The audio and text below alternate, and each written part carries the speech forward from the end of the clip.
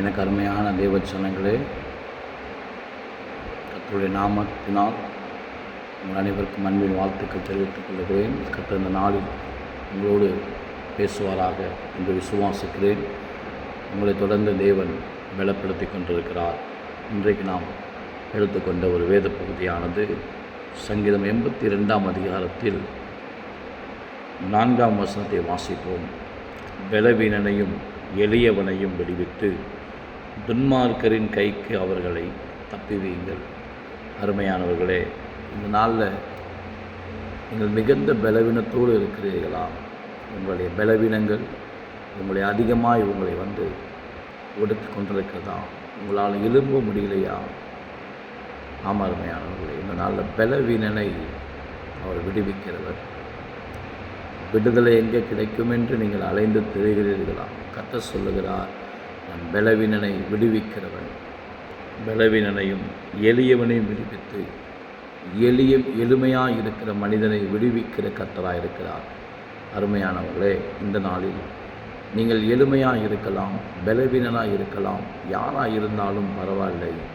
நீங்கள் கர்த்தர் சமூகத்தில் போய் உங்கள் விண்ணப்பத்தை சொல்லும் பொழுது அவர் நிச்சயமாய் கேட்டு எப்படிப்பட்ட மனிதனாக இருந்தாலும் விடுவிக்கிற ஒரு தேவனாக இருக்கிறார். விடுவிப்பார். துன்மார்க்கரின் கைக்கும் அவர்களை தப்புவிக்கிற தேவனாக இருக்கிறார். இன்றைக்கு அநேக இடங்களில் பலவீனங்கள் பட்டு கொண்டிருக்கிறோம். எதனால் தெரியுமா? துன்மார்க்கர் நம்மளை வளைந்து கொண்டிருக்கிறதுனால், துன்மார்க்கர் நம்மளை சூழ்ந்து கொண்டிருக்கிறதுனால், துன்மார்க்கர்கள் அநேக இன்றைக்கு பெருகி கொண்டிருக்கிறார்கள். தேவச்சனங்களே, உங்களுடைய வாழ்க்கையிலும் துன்மார்க்கர்கள் பெருகியிருக்கிறார்களா? தாவீது சொல்லுகிறார், என் சத்துருக்கள் எவ்வளவாய் பெருகியிருக்கிறார்கள். இன்றைக்கி நம்முடைய வாழ்க்கையில் சத்துருக்களும் துன்மார்க்கர்களும் பெருகி கொண்டு தான் இருக்கிறார்கள். ஆண்டவர் சொல்லுகிறார், பலவீனனையும் எளியவனையும் விடுவிக்க நான் வல்லவராக இருக்கிறேன் என்று.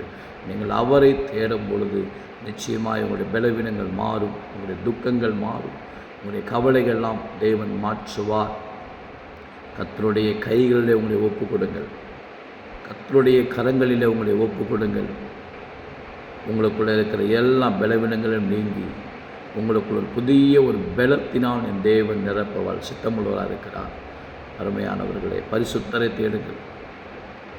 பலவிதமான காரியங்களை தேடாதபடிக்கு உன்னதமான கர்த்தரையும் பரிசுத்தரையும் நீங்கள் தேடுங்கள்.